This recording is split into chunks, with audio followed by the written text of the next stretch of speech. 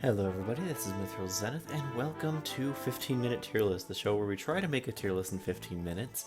And today is Fire Emblem 6, Binding Blade, the game of Roy. Okay, today, let's just skip the ramble and get on with it. It's GBA Fire Emblem, you know how it goes. Supports, weapon ranks, all that stuff. Roy... okay... I guess E tier or D tier. Roy is one of the worst lords ever made. Um, arguably the worst. Behind Shadow Dragon Marth, which we'll get to. Which one's worse?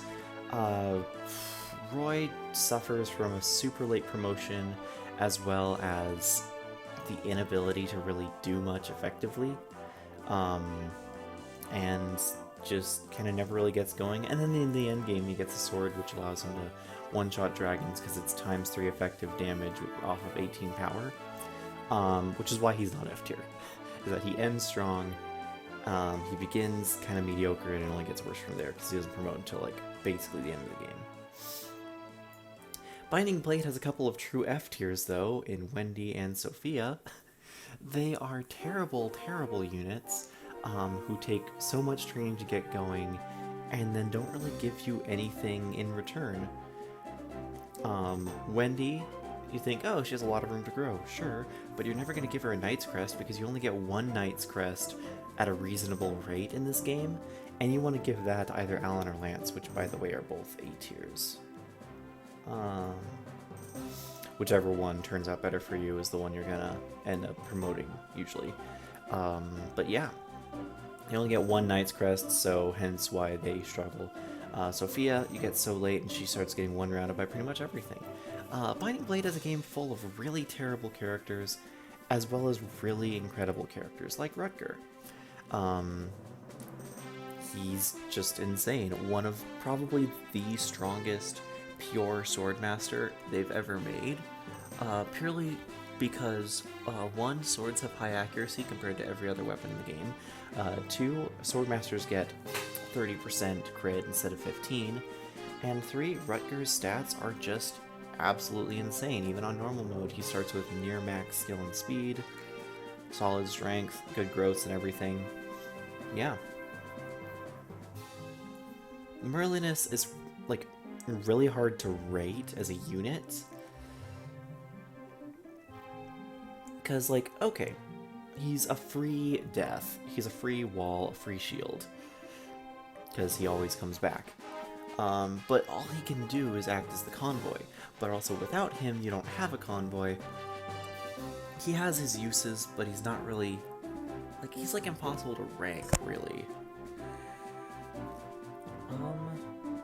Walt, I give Walt D tier. Would I put Walt over Roy though? I think I'll give Roy D tier. No, I think... because being a pure archer in this game isn't terrible when there are so many scary flying enemies, and you actually have need of effective and accurate 2-range, because hand axes and javelins suck in Binding Blade.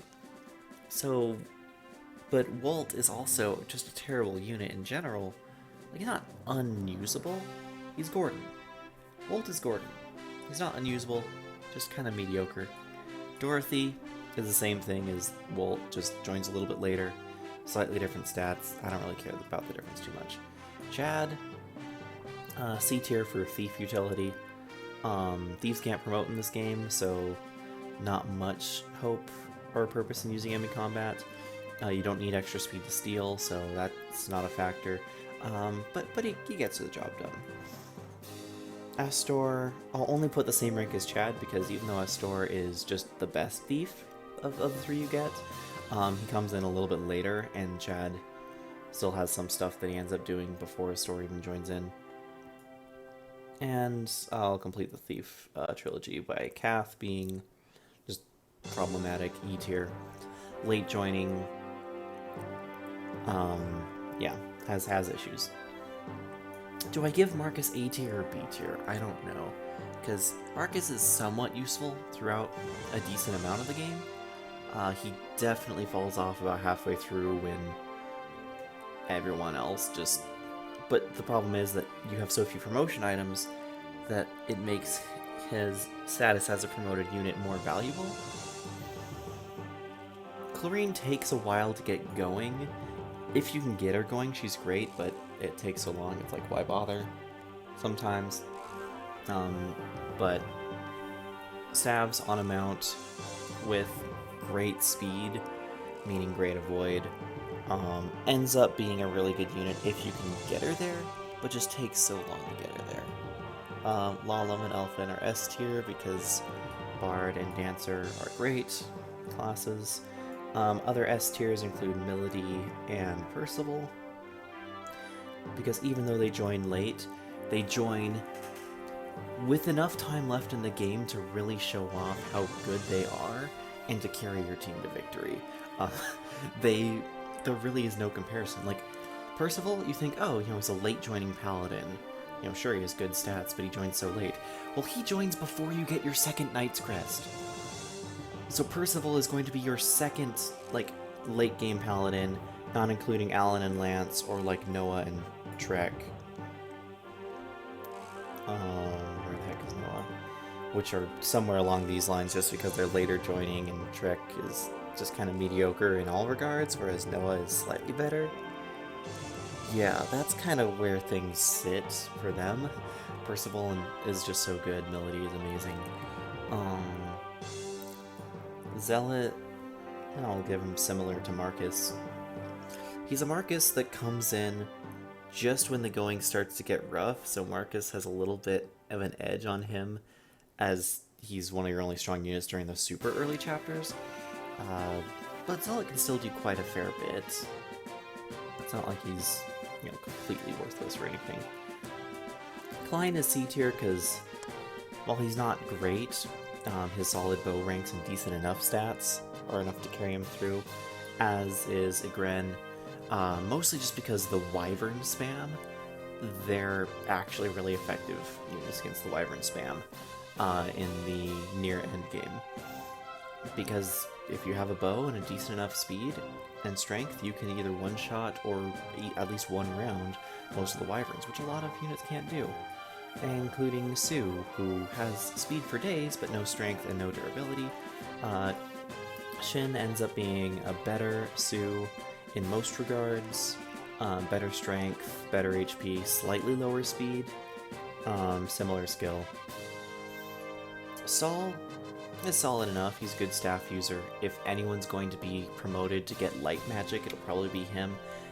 His biggest factor, though, is that he comes in with C rank staves, so he can use pretty much any... Is C or B? I'm pretty sure it's just C. Pretty much any staff that you really need him to, and he's not too hard to get to warp, and he has decent enough magic and decent enough bulk. Ellen comes in way under-leveled and with a poor staff rank, and not great magic either. In theory, she has better growth than Saul, but in practice, their bases are just problematic.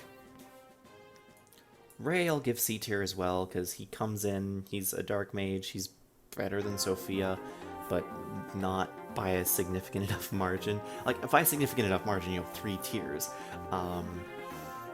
But he doesn't really end up doing too much. He can be fine. He's a fine enough dark mage, but he's not, doesn't blow you out of the water.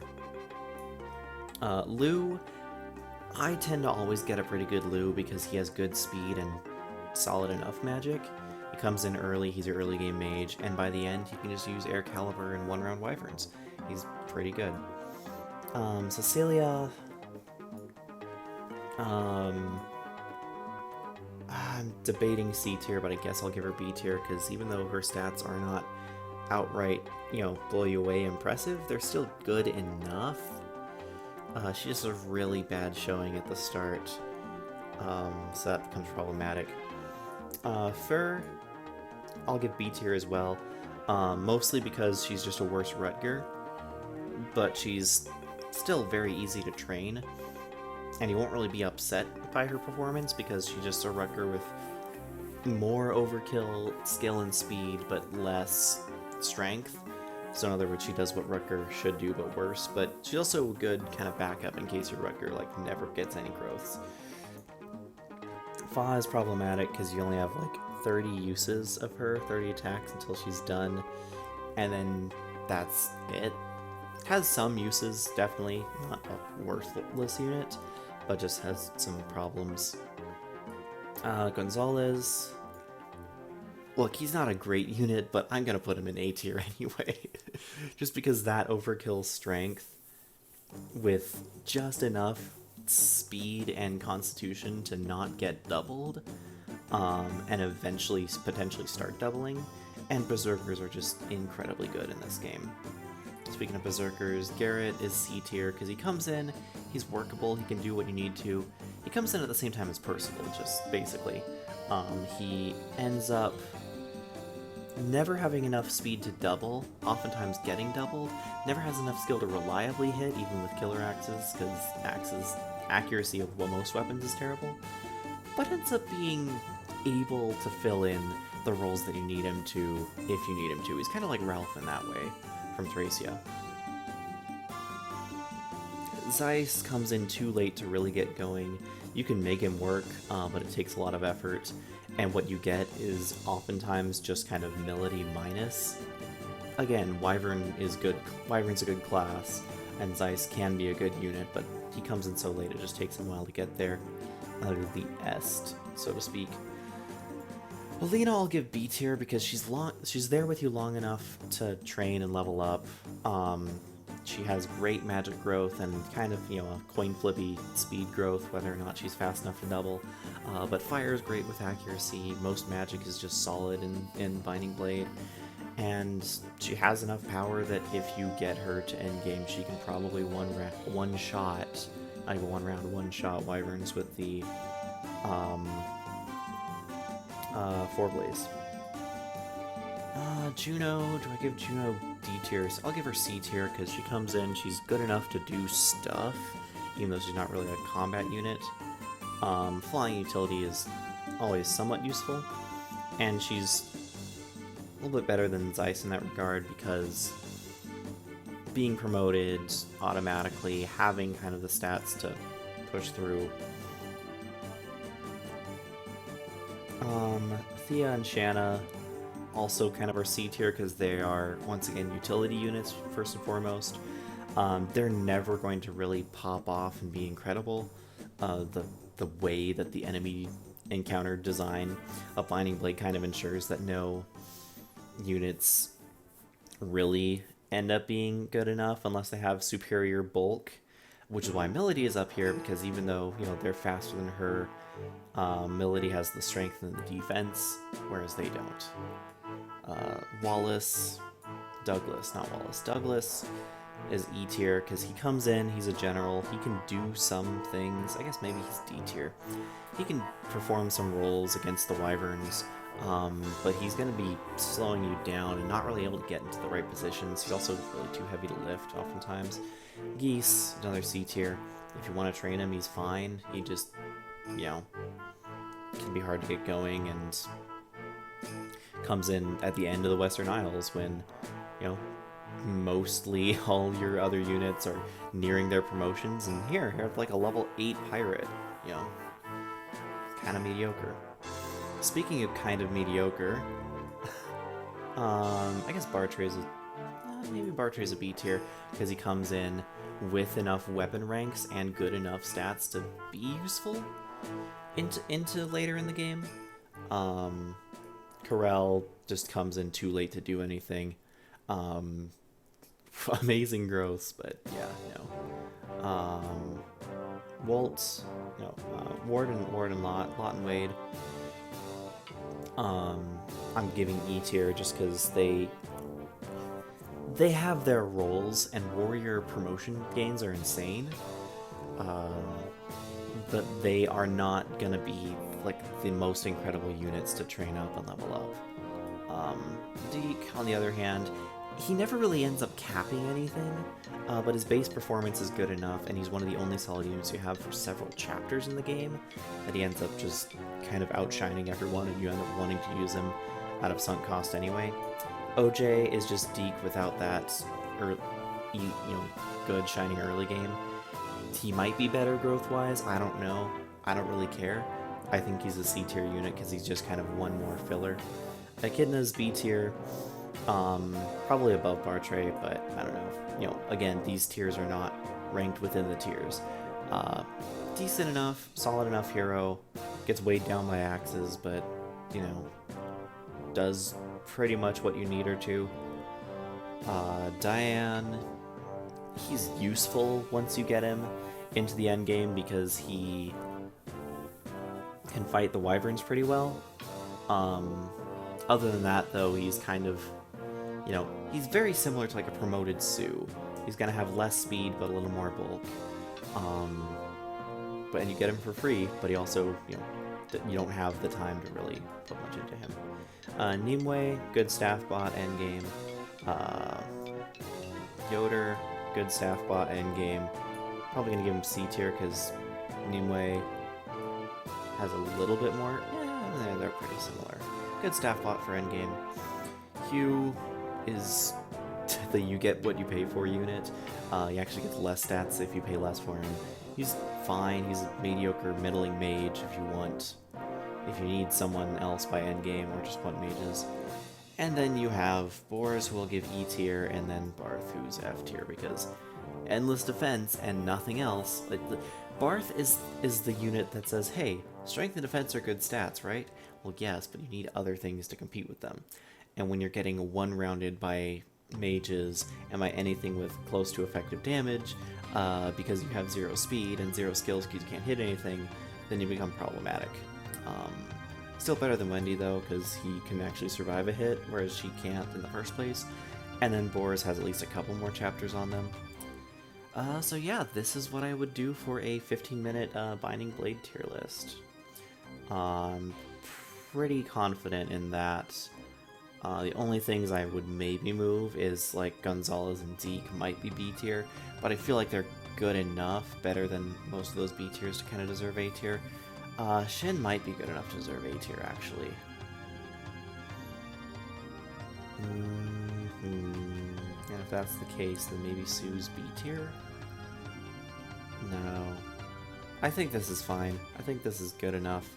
Yeah. That's my Binding Blade tier list. Let me know what your thoughts are in the comments down below. Join us next time for FE7, a game which people have actually played. Until next time, this is Mithra Zenith signing out.